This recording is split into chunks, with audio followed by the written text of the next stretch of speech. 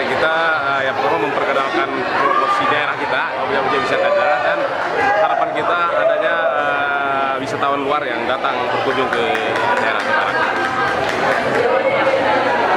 Potensi kita ada wisata religi seperti kuburan Tugu Umar, wisata kuliner juga banyak kita lihat, rumah makan, dan wisata alami seperti pantai Lububun, pantai Ujung Karang, dan seperti gedang-gedung yang ada di Kecamatan Kawinampak.